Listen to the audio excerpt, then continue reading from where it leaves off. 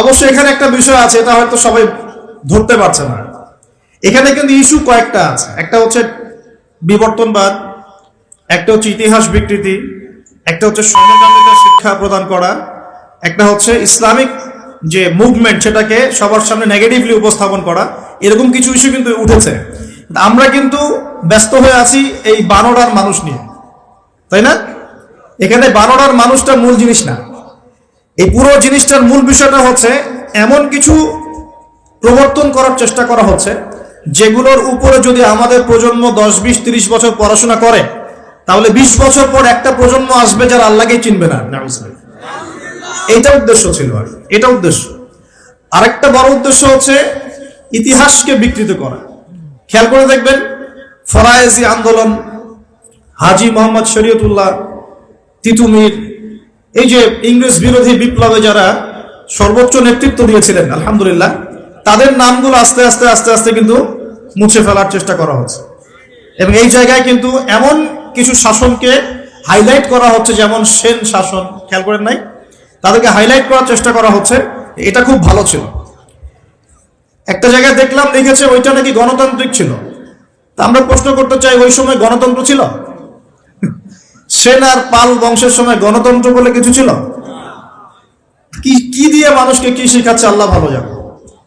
তো শিক্ষা ব্যবস্থার বেহাল দশা। কি দশা? বেহাল দশা।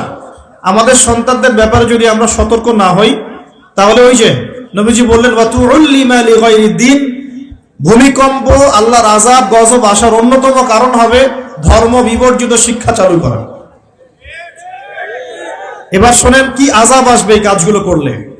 এই কাজগুলো করলে কি আযাব আসবে একটু শোনেন, এরপরে আমি সামনের দিকে যাচ্ছি। কাজগুলো কি?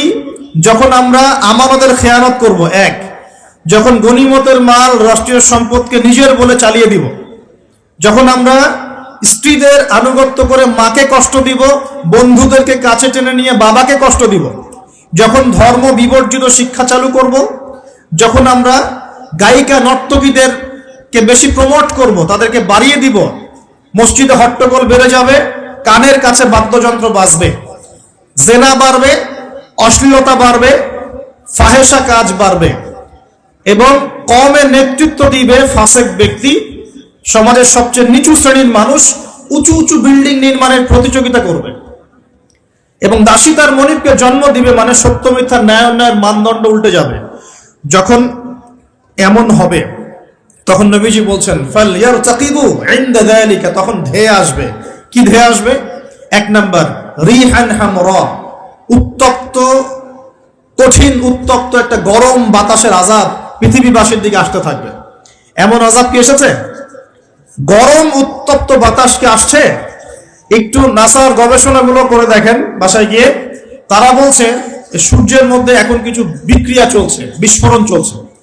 এমন হতে পারে অতি শীঘ্রই পৃথিবীর দিকে উত্তপ্ত গরম বায়ুর আযাব আসা শুরু করবে।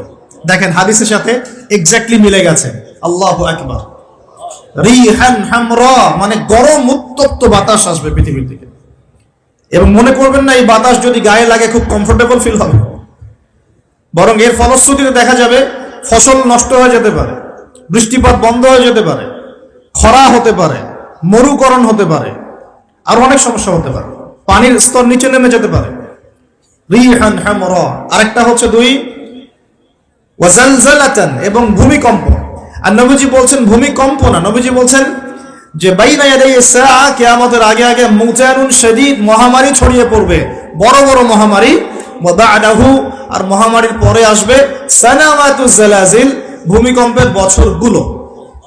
ভূমিকম্পের বছরগুলো। সানা মানে একটা বছর, সানাওয়াত মানে অনেকগুলো বছর, জালজালা মানে ভূমিকম্প, জালাজিল মানে ভূমিকম্প সমূহ, অর্থাৎ ভূমিকম্পের বছরগুলো আসছে পৃথিবীর সামনে। আপনারা তুরস্কের ভূমিকম্প সম্পর্কে জানেন। কিছু বিষয় আছে যেটা আমি এখনো মেলাতে পারছি না। বুঝলাম যে ভূমিকম্প আল্লাহ পাকের আযাব, আল্লাহর গজব। কাফের মুশরিক মুনাফিকদের উপর যখন আসে তখন এটা গজব বলেই ধরে নেওয়া যায়। আর যখন মুমিন মুসলিমদের উপরে আসে তখন আমরা মনে করি এটা আমাদের হয়তো পাপের শাস্তি, বা আল্লাহ পাক আমাদেরকে সতর্ক করছেন, অথবা রহমত, এর মধ্য দিয়ে আল্লাহ গুনাহ মাফ করে দিবেন, আমরা এমনটা মনে করি। কিন্তু কিছু পয়েন্টস এখনো মিলাতে পারছি না। 1 মাস আগে নেদারল্যান্ডের একজন বিজ্ঞানী বলেছিলেন যে 1.5 মাসের মধ্যে তুরস্কে একটা ভূমিকম্প হবে। 1 মাস আগে নেদারল্যান্ডের একজন বিজ্ঞানী বলেছিলেন 1.5 মাসের মধ্যে তুরস্কে একটা ভূমিকম্প হতে পারে। কিভাবে সে জানলো বা এস্টিমেট করলো এখনো মেলাতে পারি নাই। এই তুরস্ক কিন্তু আগের তুরস্কের মতো নয়। বিগত 15 থেকে 20 বছরে সে কিন্তু মাশাআল্লাহ ইসলামের কল্যাণে কাজ করার চেষ্টা করছে। আমরা জানি সে ন্যাটোর মধ্যে আছে, আমরা জানি রাশিয়ার সাথে তার একটা বন্ড আছে, আমরা জানি যে সিরিয়া ওয়ারের মধ্যে সে কিছু ভূমিকা রেখেছে। অনেক নেগেটিভ বিষয় আছে, এটা আপনি বলতে পারেন, ঠিক আছে, আমি মানি, বিকজ আমি ওয়ার্ল্ড অ্যাফেয়ার্সের একজন ছাত্র। কিন্তু এটাও আপনাকে দেখতে হবে যে কোন জায়গা থেকে তিনি তুরস্ককে টেনে নিয়ে কোন জায়গায় আসার চেষ্টা করেছেন। তিনি নামাজ চালু করেছেন, মসজিদ উন্মুক্ত করেছেন, মাদ্রাসা শিক্ষা ব্যবস্থার উন্নয়ন করেছেন, ইসলামিক কালচার চালু করেছেন, এই যে সংস্কৃতি ছড়িয়ে ইসলামিক সংস্কৃতি ছড়িয়ে দেওয়ার চেষ্টা করছেন, অটোম্যানদের হারানো সে গৌরব আবার ফিরে আনার চেষ্টা করছিলেন। এবং এই চেষ্টা ক্রমাগত অব্যাহত আছে কিন্তু, এবং জাতি তাকে কিন্তু খুব ভালোবাসে, জাতি কিন্তু তাকে খুব ভালোবাসে। এখন সাম্প্রতিক সময় যে ইস্যুটা হয়েছিল কোরআন পুড়িয়ে দেয় ইস্যু, মনে আছে? কোন দেশ পুড়িয়ে দিয়েছিল? সুইডেন, মনে আছে? তো এই ইস্যুটা নিয়ে কিন্তু সবচেয়ে বেশি প্রতিবাদ করেছে যে রাষ্ট্রটা, তার নাম তুরস্ক।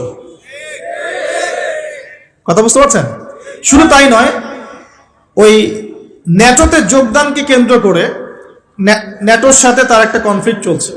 সুইডেন, ডেনমার্ক, ফিনল্যান্ড এরা যে ন্যাটোর কাছাকাছি আসতে চাচ্ছে, তুরস্ক ডিফিট করছে, না আসা যাবে না। এটা নিয়ে পশ্চিমাদের সাথে তার খুব বাকবিতণ্ডা চলছিল লাস্ট কয়েকদিন থেকে। আপনারা কি খবর দেখেন?